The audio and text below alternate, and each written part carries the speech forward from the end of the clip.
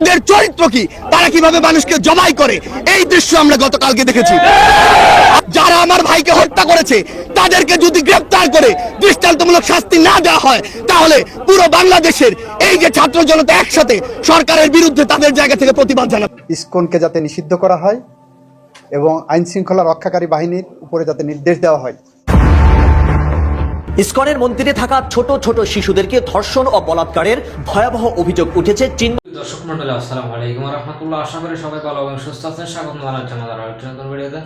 সুপ্রিয় দর্শক মন্ডলী, ভিডিওতে আমরা টাইটেল ও ভিডিওর কিছু অংশ বিশেষ দেখে আপনারা ইতিমধ্যে বুঝতে পারছেন যে আজকের ভিডিওটি কতটা গুরুত্বপূর্ণ।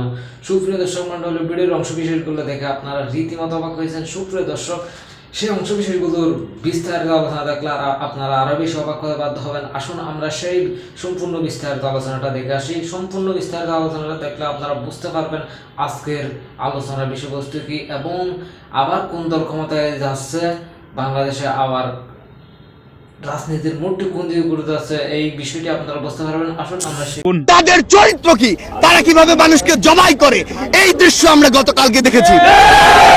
যারা আমার ভাইকে হত্যা করেছে তাদেরকে যদি গ্রেফতার করে দৃষ্টান্তমূলক শাস্তি না দেওয়া হয়, তাহলে পুরো বাংলাদেশের এই যে ছাত্র জনতা একসাথে সরকারের বিরুদ্ধে তাদের জায়গা থেকে প্রতিবাদ জানাবে। এই বাংলাদেশের মুসলমান যারা রয়েছে, শান্তিপ্রিয় মুসলমান, এই বাংলাদেশের মুসলমান যারা রয়েছে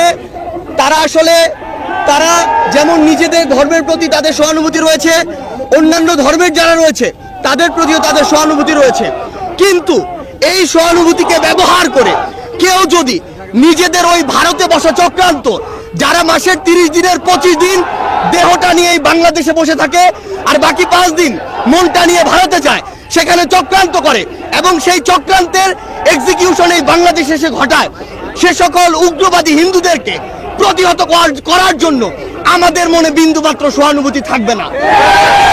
আমরা আমাদের জায়গা থেকে স্পষ্ট করে বলতে চাই, আমরা অনেক সহ্য করেছি, আমরা আমাদের জায়গা থেকে সর্বোচ্চ উদারতা দেখিয়েছি। আমরা দেখেছি এই অভ্যুত্থানের পূর্বে কারা কতটুকু এই অভ্যুত্থানকে সমর্থন করেছিল। আমরা দেখেছি এই বাংলাদেশ থেকে শেখ হাসিনা পালিয়ে যাওয়ার পরে কাদের মন সবচেয়ে বেশি খারাপ হয়েছে। আমরা আমাদের জায়গা থেকে স্পষ্ট দেখেছি, যখন এই বাংলাদেশে অভ্যুত্থান পরবর্তী সময় একটি অস্থিতিশীল পরিবেশ হওয়ার কথা ছিল, তখন কিভাবে আমাদের এই মাদ্রাসার ভাইরা ওই মন্দিরে গিয়ে পাহারা দিয়েছে, কিভাবে 5ই আগস্ট রাতে সারা রাত ওই মন্দির পাহারা দিয়ে সকালে ফজরের নামাজ তার সামনে রাস্তায় পড়েছে। সেখানে এই সহানুভূতিকে কেউ যদি প্রশ্রয় হিসেবে দেখে, আমরা স্পষ্ট করে বলে দিতে চাই, শুধু অন্তর্বর্তীকালীন সরকার নয়, বৈষম্য বিরোধী ছাত্র আন্দোলন নয়, জাতীয় নাগরিক কমিটি নয়, পুরো বাংলাদেশে একসাথে এই সকল উগ্রপন্থীদেরকে প্রতিহত করবে। আমরা আমাদের জায়গা থেকে স্পষ্ট করে বলতে চাই, এসব ইসকনের নামে যেসব উগ্রপন্থীরা বিগত 16 বছরে অসংখ্য অপকর্ম ঘটিয়েছে, ফ্যাসিস্ট আওয়ামী লীগ এ সকল অপকর্মকে মানুষের সামনে আসতে দেয়নি। তারা ইসকনের এই সকল অপকর্মকে মদত দিয়েছে, প্রশ্রয় দিয়েছে, আশ্রয় দিয়েছে, লুকিয়ে রেখেছে। কিন্তু তাদের চরিত্র কি, তারা কিভাবে মানুষকে জবাই করে, এই দৃশ্য আমরা গতকালকে দেখেছি। আমরা আমাদের জায়গা থেকে স্পষ্ট করে বলতে চাই, বাংলাদেশের মানুষ যেমন সকল ধর্মের প্রতি সহানুভূতিশীল, একইভাবে সকল উগ্রবাদীদের বিপক্ষে তাদের রক্ত গরম হয়ে সর্বোচ্চ অবস্থানে যেতে, তাদের বিরুদ্ধে দাঁড়াতে, তাদের প্রতিহত করতে বিন্দুমাত্র দ্বিধা করবেন।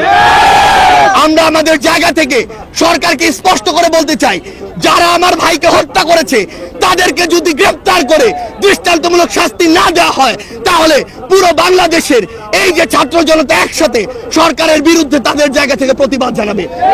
আমরা আমাদের জায়গা থেকে বলে দিতে চাই, যদি এই ক্ষেত্রে দৃষ্টান্তমূলক শাস্তি না হয়, তাহলে এটি হবে সরকারের বিচার ব্যবস্থার ক্ষেত্রে অন্যতম একটি ব্যর্থতা। আমাদের জায়গা থেকে স্পষ্ট কথা, এই যারা ইসকন নামের যারা এই উগ্রপন্থী একটি মনোভাব বাংলাদেশে ছড়াচ্ছে, হিন্দুত্ববাদী মনোভাব বাংলাদেশে ছড়াচ্ছে, তাদেরকে অবিলম্বে নিষিদ্ধ করে বাংলাদেশের স্থিতিশীলতার জন্য, শান্তিপূর্ণ পরিবেশের জন্য তাদেরকে অবিলম্বে নিষিদ্ধ করতে হবে। একজন আইনজীবী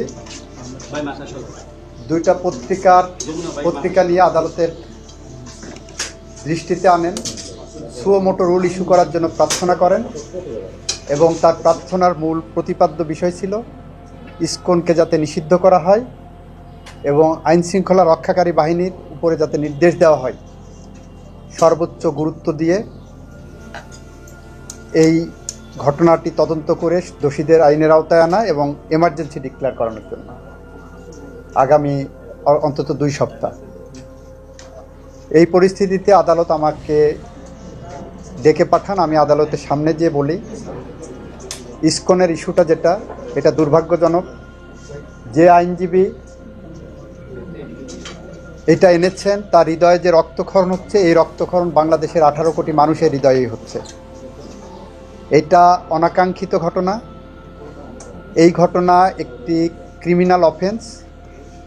সরকার গুরুত্ব সহকারে এই ঘটনাটিকে দেখছেন এবং এইটার যথাযথ আইনি পদক্ষেপ সরকার নেবেন।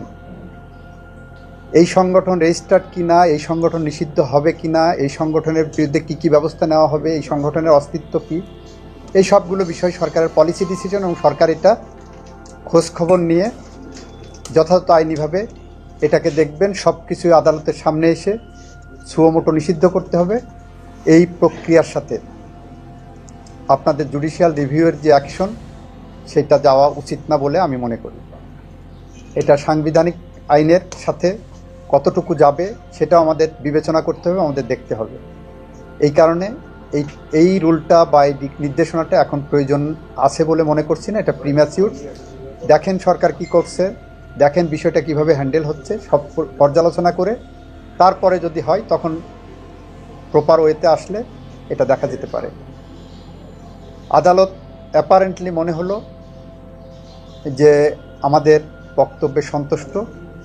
আদালত বললেন যে ঠিক আছে, কতটুকু প্রোগ্রেস আছে কালকে একটু সকালে ওনাদের। দর্শক, বাংলাদেশে বর্তমান সময় ইসকনরা যে আন্দোলন করছেন, তারা আওয়ামী লীগের হয়ে আন্দোলন করছেন, সেটি কিন্তু আমরা আরও আগে থেকেই খবর প্রকাশ করে আসছে। সেটি নিয়ে কিন্তু কোনো মাথা ব্যথা ছিল না অন্তর্বর্তীকালীন সরকারের।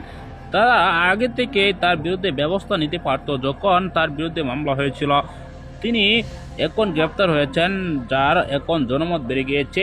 আওয়ামী লীগরা তার পিছনে ইন্ধন দিচ্ছে। সে আওয়ামী লীগ নেতা কর্মীরাও এখন মাঠে নামছে তার হয়ে। সেজন্য কিন্তু এখন তার এতটা জনমত বেড়ে গিয়েছে। তিনি যদি আগে গ্রেপ্তার হতেন, তার কিন্তু এত জনমত ছিল না তখন। দর্শক, এখন গ্রেপ্তার হয় রীতিমতো একটি আতঙ্কে আছেন বাংলাদেশের অন্তর্বর্তীকালীন সরকার। কেননা ভারত যুক্তরাষ্ট্র চাপ দিচ্ছেন, কেন বাংলাদেশের উপর হামলা হবে, হিন্দুদের উপর কেন নির্যাতন হবে, এরকম আশঙ্কা প্রকাশ করে তারা কিন্তু বিবৃতি দিচ্ছেন। অবশেষে কিন্তু ইসকন নিষিদ্ধ হবে, এটা কিন্তু একটি গুঞ্জন শোনা যাচ্ছে। ইসকনকে নিষিদ্ধ করার জন্য রিট করা হয়েছে হাইকোর্টে। এখন দেখা যাবে ইসকনকে কি আদালত নিষিদ্ধ করে নাকি ইসকনকে আবারও ইসকনের দায়িত্ব ফিরে দেয়। দর্শক, এই বিষয়ে আমরা পরবর্তীতে আরও তথ্য পাবো। পরবর্তী ভিডিও পাওয়ার জন্য চ্যানেলটিকে সাবস্ক্রাইব করে পাশে থাকা বেল বাটনটি অন করে দিবেন। ভিডিওতে একটি লাইক দিয়ে শেয়ার করে অন্যদেরকে দেখার সুযোগ। সুপ্রিয় দর্শক মণ্ডলী, এতক্ষণ পর্যন্ত ধৈর্য ধরে সম্পূর্ণ ভিডিওটি দেখেছেন, তো আপনাদের অসংখ্য অসংখ্য ধন্যবাদ। সুপ্রিয় দর্শক মণ্ডলী, আমাদের চ্যানেল নতুন হয়ে থাকলে চ্যানেলটি সাবস্ক্রাইব করে, লাইক করে, শেয়ার করে সাথে থাকুন এরকম নতুন নতুন ভিডিও পেতে। সুপ্রিয় দর্শক, ভালো থাকুন, সুস্থ থাকুন। দেখা হচ্ছে পরবর্তী ভিডিওতে। আসসালামু আলাইকুম।